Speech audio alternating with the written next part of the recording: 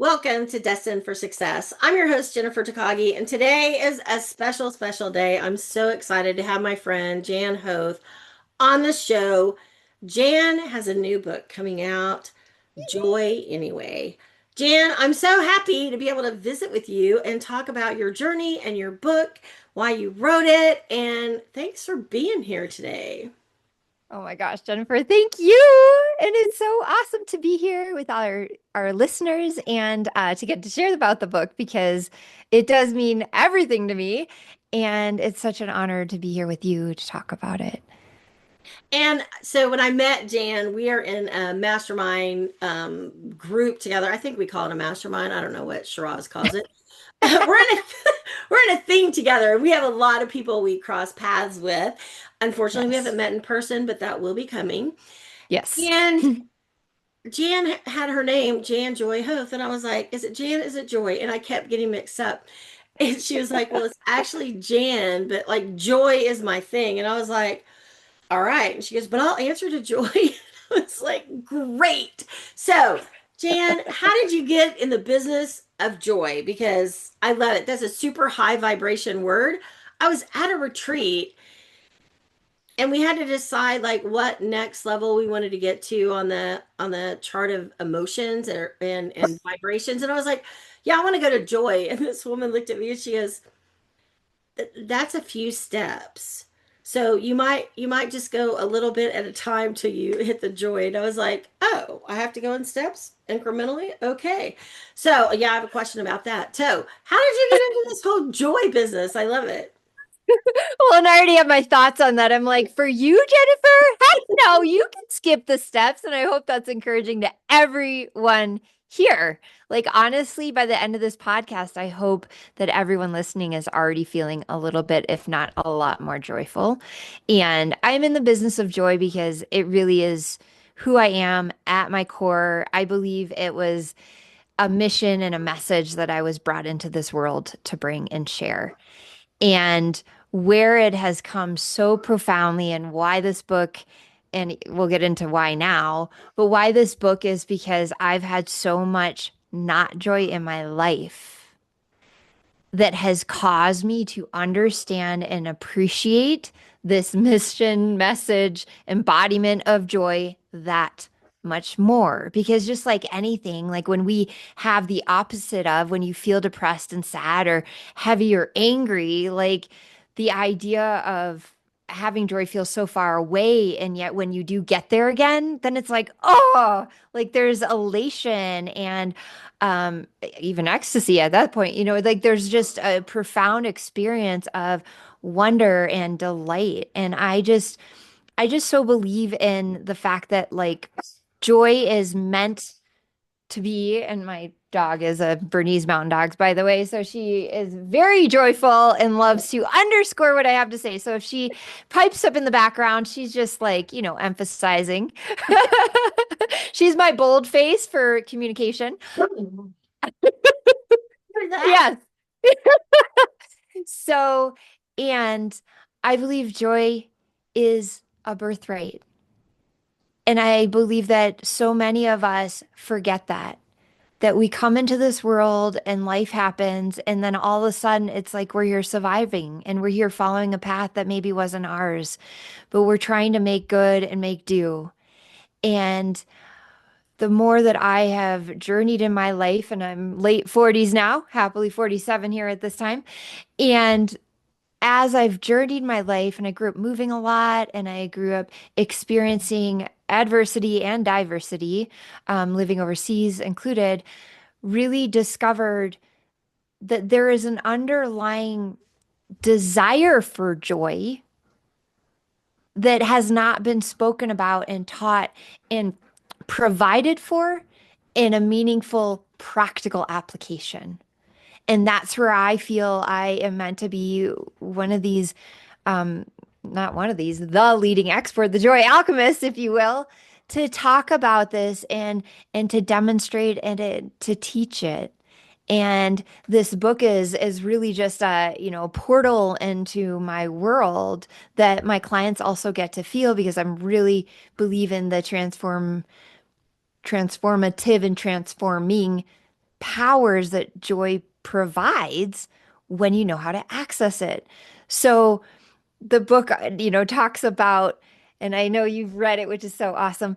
In the book, I talk about different stories that I've had to experience and grown through, and not had to, I've gotten to.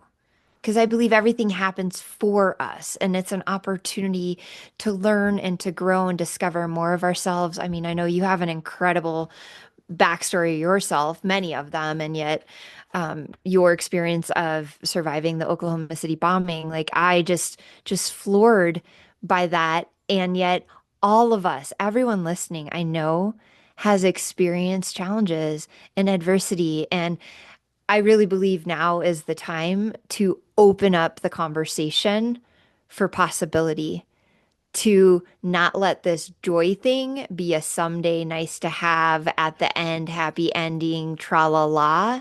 No, it's raw, it's real, and you get to have it now, no matter what. You get to have it now anyway. I love that. And what came to mind for me, I adored my mom. She was wonderful. And I don't know, in my 30s. I could have been in my 40s, but I think I was probably still in my 30s. And it became very apparent my mom lived a good life.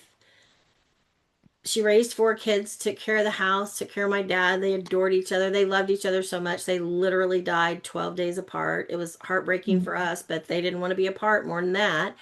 mm, And she lived her life out of a sense of duty. Like mm. everything she did was a duty. Like, I have to do this because it's a duty. I have to do that. And I was talking to our preacher one time about it. And I was like, well, you have to do all these things. And he went, well, what if you did them out of love? Like, what if you just shifted that thought of, I have to do this or my name will be mud, into, wow, I love my family and I want to do this to show that I love them. Some days it is a duty, let's be clear. Some days I have to load the dishwasher and turn it on. Like some days you have to do the things, but do you have to do everything that way? And I remember when my mom turned 50, it was like a really big deal and something snapped in her and she became a different person from 50 until she died at 73. She was a different person because she decided at 50, oh, I can live my life. But she had gone Mm. all the way till 50, getting all her kids out of the house and, grandkids and all the things. And so when I was reading your book, I was like, yeah, this would have been so helpful for my mom because you don't have to wait till you're 50 and get all the kids out of the house to Yes. quit living in a sense of duty and start living from a place of joy. So, yeah, oh, I love this. I love this. Okay, keep going. Oh, I love what you just shared too. And that's actually, I have to tell you, I've added a section in the book since you read it of joy anyway at any age, I love that. Yeah. and really dove into that aspect because I have a client that's 81 and we're getting into her joy anyway at her age and looking at how is it working when we slow down. But then I also have like a college student reading it and she's all excited because she's stepping out of her identity and stepping into her new joy expression and is inspired by the stories in the book. And I so appreciate you talking about your mom because it's like, you know, yes, my audience and my book is kind of centered towards women. It's for anyone who's interested in this conversation. And it's yet coming from a feminine voice because it is about that creation and expression. And if I don't really talk about it in the book, and yet it's background with divine feminine energy of creation and flow and nourishment and upliftment and nurturing. And that's what my intention for the book is, to be in part like a big fat cheerleading, like upliftment, joy boost. And then also like anecdotal, like you can do this. Anybody can do this. Just lean in, take one step at a time, honor who you are and where you are. And no matter what you're facing, like no matter what you're facing, and it can be the dishes, cleaning the toilet. Like we joke in our house, my husband and I are very much about advocates of our kids, being part of the family activity. And my daughter has learned how to clean a toilet joyfully by putting her earbuds in. Joy anyway. There's a chapter on a joy anyway every day in any way, anytime. There's lots of any's for a reason. Because joy isn't meant to just be sitting on a shelf. Joy isn't meant to be left for vacation days and for birthdays and for whatever else. And I feel like my dog's in the background going, Amen, amen. Preach it because this is it's so exciting. And again, thank you for hosting me today. And thank you everyone for listening because I'm so fired up about this right now because I know, and this is going to make me cry, I know so many people are hurting and are in unnecessary pain, or like your mom, an unnecessary relationship with life that it's dutiful. You can get your stuff done, and I believe joy is the basis to grit. It's the secret to grit. I swear. This dog is cracking me up. She's like, Amen, preach it, mama. She hears me preach it all the time, but today is Well, like that much more preachy because the book's coming out and we know that and it's like this is a big deal. This book is not something I just sat down and wrote one day. And I know you could feel that when you read it. Like this really is a legacy piece for me, but it's the first of many. Like I know there's so much more to say on this subject and I got the feedback from another friend just this morning and she said, "Jan, this book for me is so much what's needed because it's not toxic positivity. It's not just a hypey, happy book. It's like you really get in there. Like, and that's my intention because I've faced a cancer scare with my then 6-week-old son, which I talk about in the book. I faced the tragedy and the death of my mother-in-law that was so traumatic and dramatic at the time that it rocked our world and it rocked actually entire communities because of what happened and how it happened. And it's just, whether people are facing political or economical or relational or just something as simple as like a flat tire on the way to work or the really important meeting, like it doesn't matter how big the adversity is. I still believe you're here to have joy anyway. And in fact, joy is the way through what you're dealing with.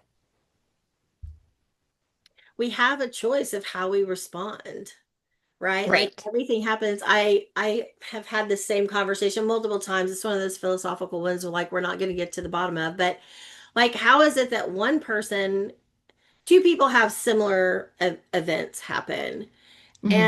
and one person comes out not only okay but better and the other person stays in the muck of it forever and they never recover.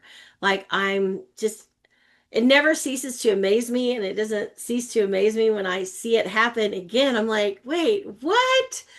Like Hmm. how did that happen? Like how did that person?" And I was watching a show recently and one of the main characters said, well, I had to. I had no choice. Like I had to. And the other character looked at her and said, but you did have a choice. And those are the kind of choices you make every time, and everybody else has to live with them. And it was like, oh my gosh, like hey listener, I'm gonna get that exact quote from that scene and I'm gonna actually do a podcast about that because that is a mindset. Like, do you have to be there? Like, was this kind of a crappy day? Yeah, I had my knee replaced. Has my recovery been what it was a year ago on the other knee? No, Hmm. not at all.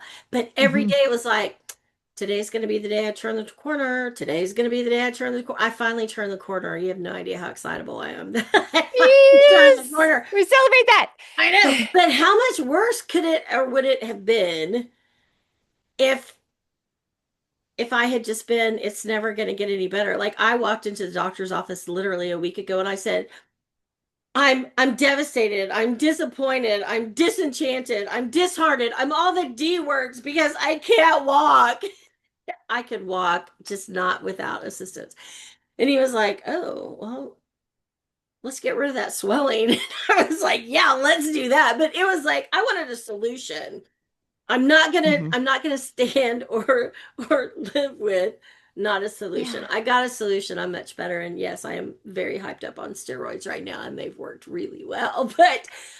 The But other D, the the drugs. other but like up until I got the steroids, like I still like, and people would say, "Oh gosh, you have such a good attitude," and I didn't feel like I had a good attitude at all. Like I was not, because I Mm. was so unhappy about it. But at the same time, I knew, like I knew that there was going to be something better. Like I was going to get there. I was going to make it.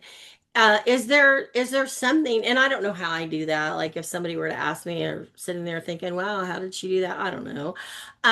But Jan, you probably do. Like what do we Hmm. do A when hundred we're percent. I can tell when you for we're sure what you did and what others can do. There really is a tactic here yeah. that sounds like kind of trite to say there's a tactic to your joy, and yet there is. Uh, And what it is, and what a perfect example. We're going to unpack it right now. let's do it. Like you were holding the vision, it's going to get better. It has to. And that's what I would say is the joy-filled vision. And that's part of like my backstory, my what we call turning point story of when I really saw the transformative power of joy was when I was a teenager. And I didn't have that hope and I didn't have that belief that there was a vision of something better and that this will get through. And, you know, like your experience of one knee working out great and the other one not so great, but you also know one week, one knee, you still got through, right? Like, even though this other knee is taking longer, you know what the vision of done and good and joyful looks like. So, step one is having that bigger vision, which I know is really hard. And I'm just going to speak to this in the moment that it's very hard sometimes when you're in the middle of whatever you're facing. So sometimes it might feel a little out there, airy fairy, or like the cancer scare with my son. Like it seemed very out there that we were going to hold the vision of uh that everything's fine, like that there's a miracle here somehow, some way. Like, and yet having the vision of something better in whatever capacity possible is step one. Step two is maintaining or honoring your joy in the moment. This does not mean, by the way, that you're always happy, happy, joy, joy. Like, no. This means, look, you have the emotional breakdown, you have the anger, you have the frustration, you have the whatever human experiences. But then on the flip side, you also have what I call Fruit Loop moments, which you get to read about in the book. I'm not going to give it away here more. But I love that part, by the way. and it's joy in the moment. And that's what I believe in is where joy can be found in the moment, even in our darkest hour. And yet you look for the little joys, the little things you can laugh about, the things that, like, while you can't walk around, you can watch a good show with a friend, right? Like you can do little things that bring you joy, just maybe not in the same way. And to let those come to you because I do believe we are all joy in our essence and I believe joy is anywhere and everywhere. We just have to look for it sometimes. And so that's also I want to acknowledge that is a muscle. That is a muscle and that is also where I'm a big fan of the conversation and why I coach joy. And my programs are about building that joy muscle so that you can train your brain to look for it more and yet you can already start today. Like even this listening to this podcast could be your joy for the moment, just listening in and being inspired and giggle with us and everything else. So it's looking for the joy and really fostering the emotional, mental, spiritual aspect of joy. And then the third step is taking those actions. Like you needed to go to the doctor and say, hang on, this really isn't working. Yeah, I can keep a positive attitude, but that's not getting this done. It's not I need solving it. exactly. So it's still taking the actions. Like just a little bit with the cancer scare with my son, like I had to get in my joy and then I had we had to make tough decisions about what was happening with him. And so wherever someone may be at listening in, you know, might be like, yeah, but this is an invitation that joy, we got to work on the spiritual. And then you're in a physical world, you're in a physical body, you have to take action. So there's grounded action coupled with keeping your spirits up. Because it really is true. Joy is a level of enlightenment or is a level of consciousness almost to enlightenment that feels enlightening, right? Like when it really feels good. Like just inviting everyone right now, like think about the last time you really felt joy and what it felt like in your body and what it felt like even in sensing the space around you. Like there's a spaciousness and there's a lightness and there's a magic to the experience of joy that I also want to distinguish really quick here, the difference between happiness and joy, that happiness is an emotional fleeting moment and joy is a state of being. That as I teach it and believe in it, it's also about honoring the not joy too. And that's feeling the sadness and the frustration that you have been feeling with your knee. Like, like we're not candy coating, that sucks. And how frustrating that is. I know you were sharing like you had all these hopes and dreams and intentions of things being able to, engage in, and you can't engage in them right now. And it's like we're not going to step over that. However, that's part of the beingness of joy because it's also holding that intentionality of feeling good again at some point, ideally, incrementally along the way. And that's where I believe joy is it's the path and the end destination. And It's the path and the fuel, by the way, to your vehicle, which is also joy, and then the end destination. So, yes, you were going to say. and I was at a point in my life I didn't know it, right? Because when you're in the midst of it, it's kind of hard to see sometimes. And I was in a situation scenario where every day was just an immense amount of trauma drama, like all day, every day. And like I couldn't see the forest from for the trees, and I Mhm. really didn't have anybody or any I didn't really have any concept that it could be different because I didn't know what to do differently to make it different. Mhm. And there was a pivotal moment at work, and I went to see a counselor because it was like, I'm waking up in the middle of the night with panic attacks. I never know what my day is going to be. I am not a Mhm. panic attack person. I am not a depressed person like that. I just, by the grace of God, those are not my things.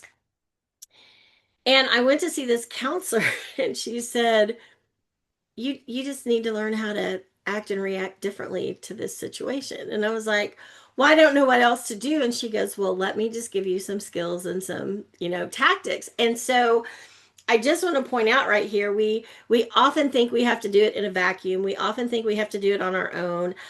We often hear those stupid stories about I pulled myself up by my bootstraps. No, you didn't. Somebody handed you the damn straps so that you could pull on. Like, like there's Yes. there's always somebody in our world.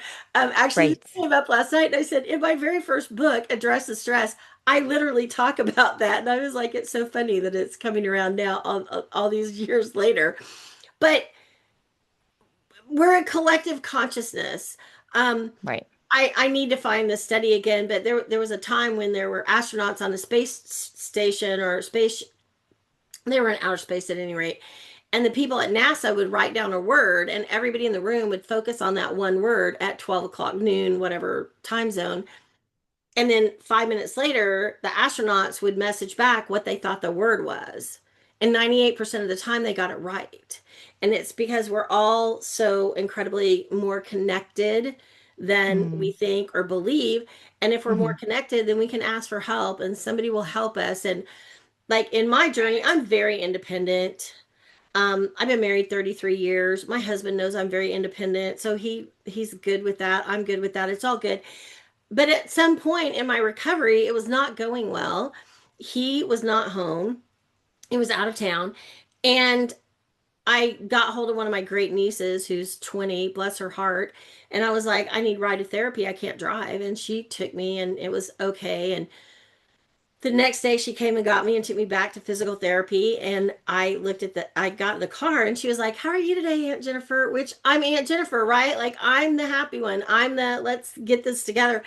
And I just start sobbing. And I was like, Mm. Addie, I'm not good. Like I'm just not good. And I get Mm. it together and we get to therapy. Poor little thing. She didn't know what to say or do. I get into therapy. The therapist comes in and she's like, "How are you today?" And I just start bawling. And I was like, "Teresa, I'm terrible. I should be able to walk. I should be over this. This is just awful. Oh my God." And she said, "You need more pain medicine."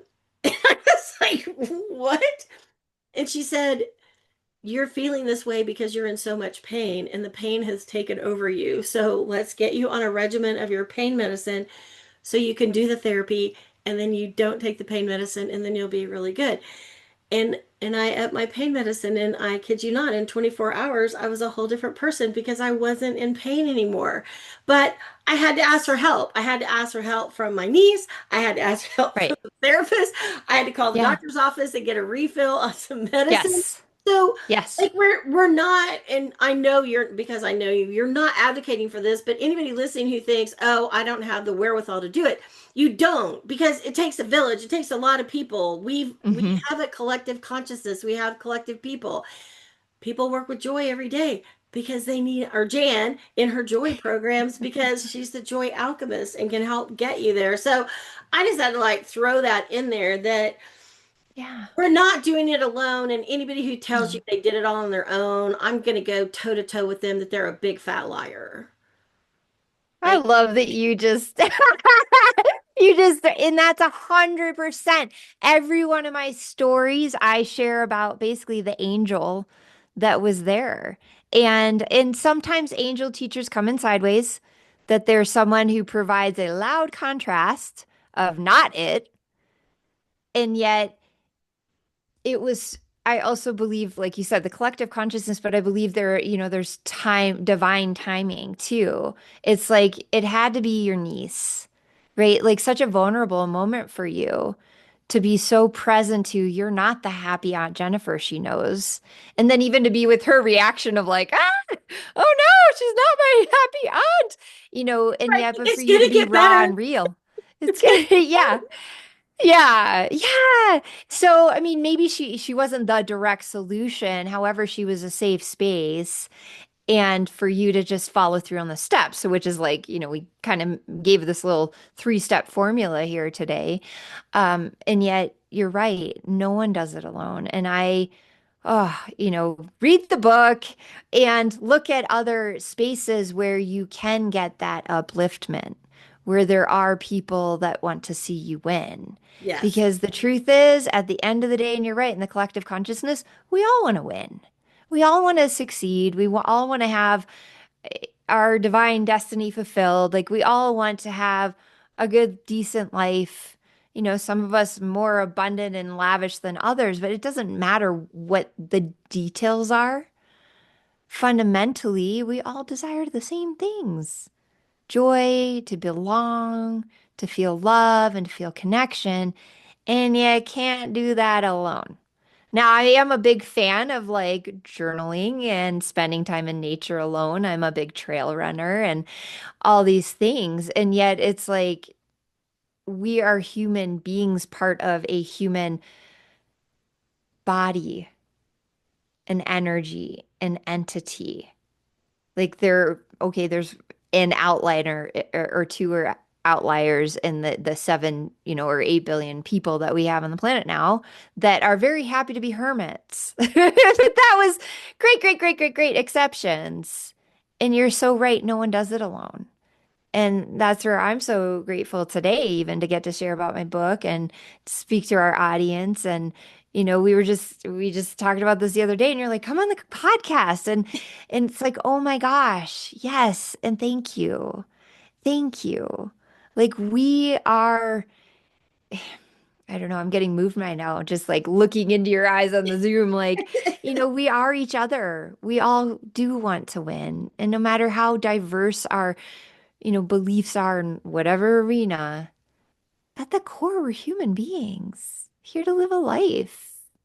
And we all fart and burp and cuss once in a while, maybe, and, get angry and lose our temper and cry and laugh.